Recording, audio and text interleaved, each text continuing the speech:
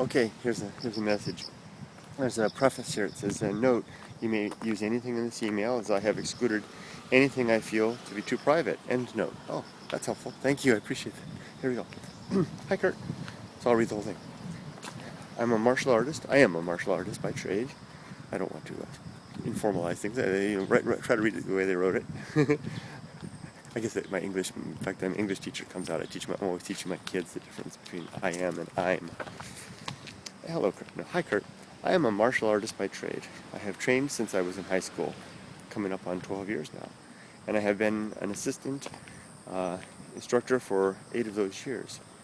I love the martial arts, and more so, I love to teach and help others learn. I have recently been given permission by my organization to open my own school, something I've wanted since I started to learn myself, and I would really love to open my own school. But for the past couple of years, I have felt dissatisfied with my life. I truly long for adventure and to travel the world, Japan being one of the first places I want to visit. I don't just want to do it 2 weeks at a time, once a year. I would really love to experience my destination for a longer period, up to a year or more of the time. Sometimes most of the time, I feel like I want to forsake this world in quotation marks, and just go into the wild, or rather, I want to leave everything, travel the world, and disappear. Yet, I realize I cannot have a school and be traveling all the time. Even if I was to just choose Japan to go stay in for a few years, there would be no way I could have a school there. My organization does have ties with the Japanese organization, good enough for me to go train there, but not teach there. So yes, I have thought of going there to teach English, but though I have good grammar for the most part, since your writing is great, my spelling is atrocious. Suppose you're using a spell checker because it looks great. I have a mild form of dyslexia. I also messed up in that I did poorly in high school, and I do not have a college education. I did get a trade diploma right after high school in automotive work, but after working in the field for a year, found out that I not only despise working on cars, but I also get angry, ragingly mad, in parentheses, when I work on them. But I get so angry, ragingly mad when I work on them that I had to quit that line of work for my own health.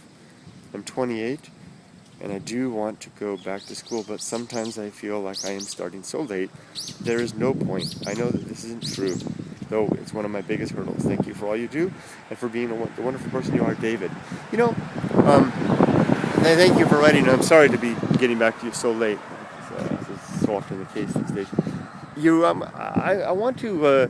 This email reminds me of the response that's coming to mind. Reminds me of the video that I made recently, a Fortunate Son, which I described read the email of a young man very similar. He'd finished trade school and wanted to be a chef, and was having a hard time breaking into the chef industry. That's such a thing. And for some reason, your message comes to mind as well. It's like you have a resume that is fine. It's a great resume. I'm talking about a life resume.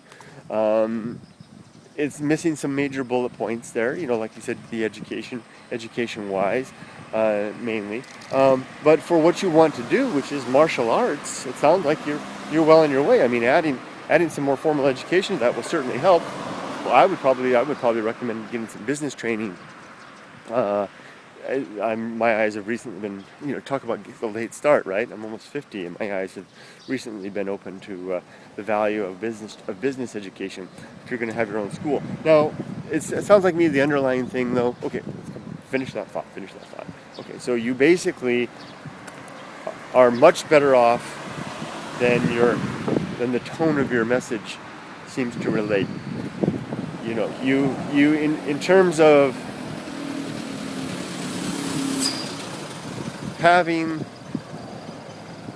a foundation to build a life upon. I mean, you've got an excellent foundation to start. I think you're wanting for very little. I agree that maybe formal education may be the main thing, and maybe not even that. Maybe you can get on without that. So let's get back to the next point that's a little deeper below that. That is the point of the the adventure. Ooh, it's across the street while it's green. The life of an adventurer.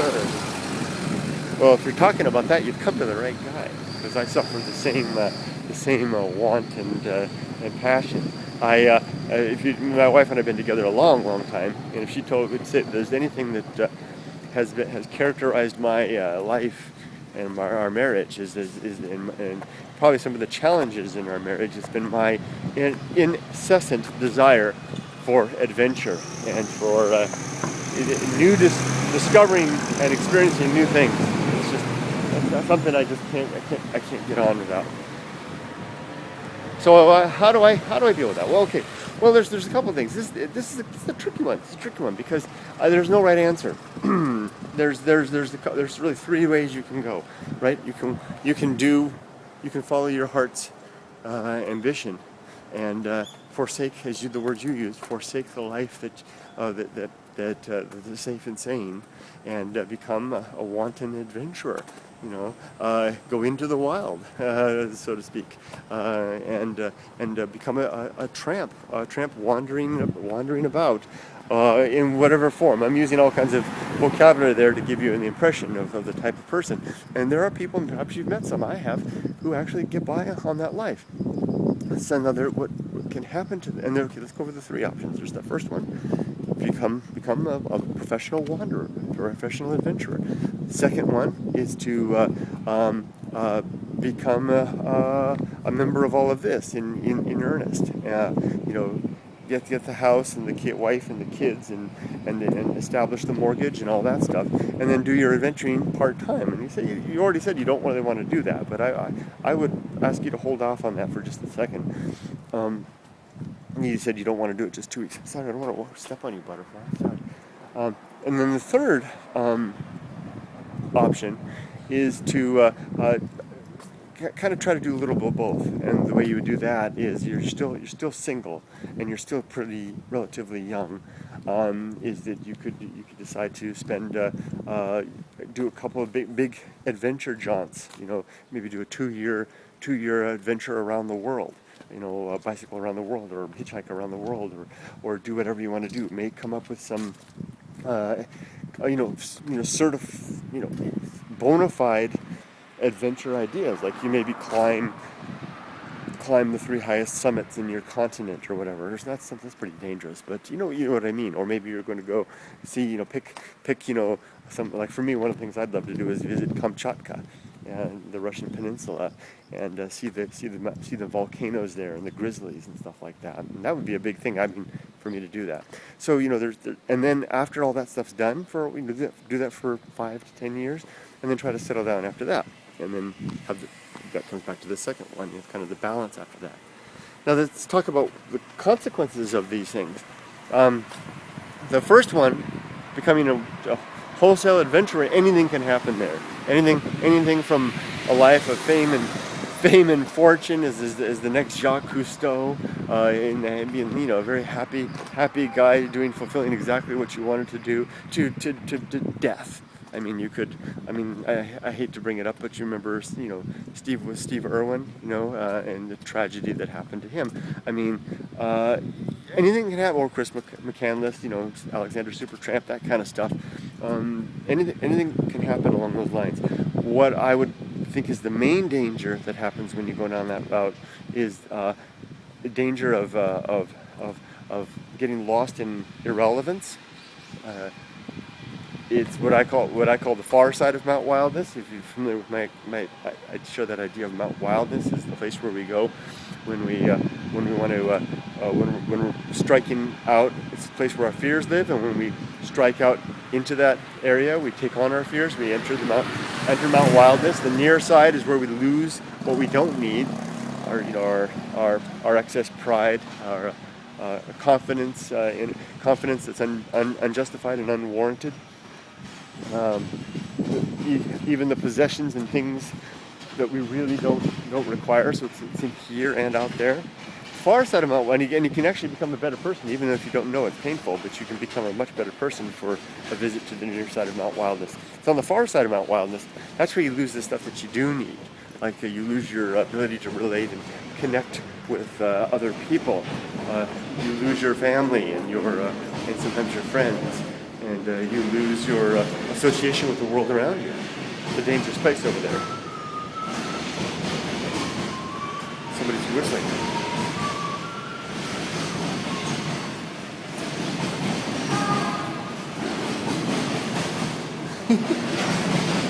Train overhead.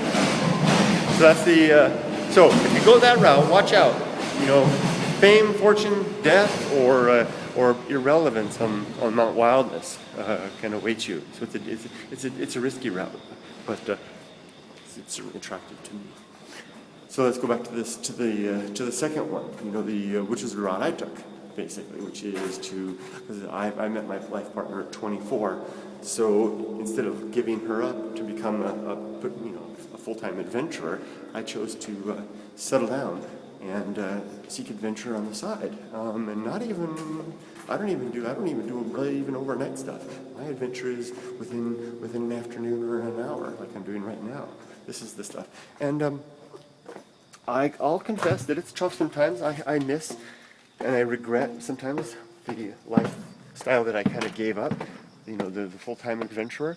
But I know at the same time that this has kept me grounded in all of this. And if there's any, people seem to write to me and want my opinion on things. And I think if there's anything that has made that of any value to people, it's the fact that the adventurer within me is still grounded. I know what it's like to struggle and to hold and to maintain, and not just the struggle part, but also the pleasure and the joy and the wonder of a lifelong companionship with a woman, in my case, and a companion, I should say, probably to make it more general. I know what it's like to struggle at a career, to fail at a career, to try to keep the lights on in the house. I know what it's like to have a child and to raise that child and to try to be the best father that I can. And these things are adventures in their own right. They're commonplace because so many of us are engaged in them, but they're nevertheless very real adventures, and it's a real struggle to do them well.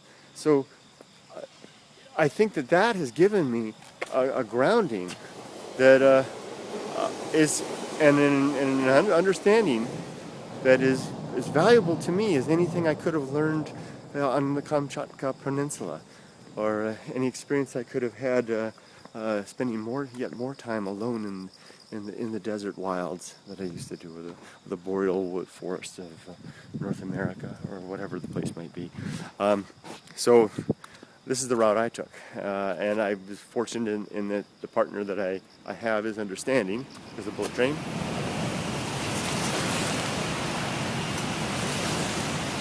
The partner that I have is understanding and encouraging of this. So if you go this route and you decide you want to be a part-time adventurer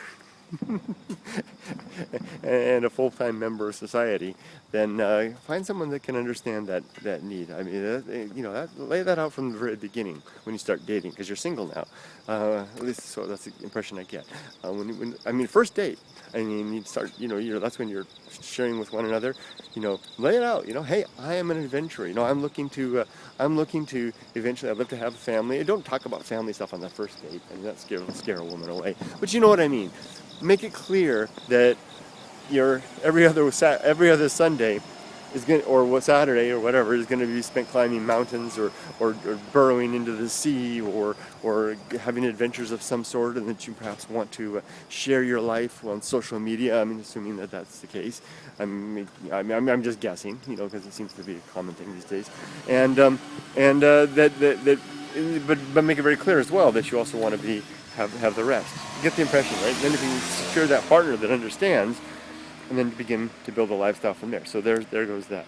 So then the other one, last one in between, probably the one I would recommend in your position. Now, the reason I didn't take it was because I got lucky and I met that right woman when I was young, so I didn't want to lose her. But if you're a young and unattached right now, why not just become an adventurer? You want to be an adventurer, why not just do it? I mean, set your sights. Let's use, my example, Kamchatka. Okay, Kamchatka 2000, it's 2013 now. Kamchatka 2014. I'm going to spend a year exploring the wilds of Eastern Russia, or whatever it would be that you would love to do. You know, hitchhiking Europe, or you know, tramping across the United States, or immersing yourself into China. Okay, that would be a way to find your way into the English teaching gig that you want to do too. And then look for opportunity later on to find that partner and then to build life. But I can't recommend highly enough how good it is to be connected to be grounded in this world. Otherwise you lose relevance and you lose the ability. You lose a lot more than that. When you lose relevance, basically what I mean by that is you become, your perspective is irrelevant to others. You lose your connection with others, and then you become more alone than you can imagine. Even though you may choose to live in the most densely populated city in the world, you'll still be alone if your experiences are irrelevant. I hope that helps, friend. Good luck, Si. Almost 16 minutes. How did this go so long? Take care and good luck with whatever adventure, form of adventure and lifestyle you choose. Take care. Bye-bye.